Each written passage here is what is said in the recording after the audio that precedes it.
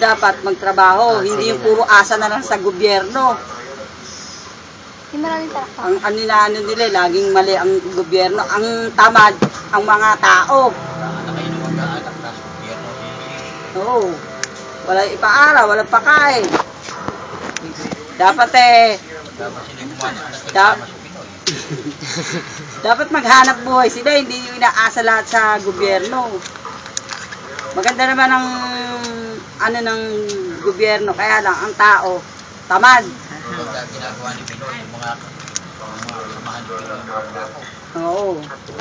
Kurakot ang mga kasamahan pero si Binoy hindi. Yung singit niya daw po yung maraming palakpakan. Ayun, maraming palakpakan kasi nga magaganda ang nagagawa ni Presidente. Okay na daw. Thank you.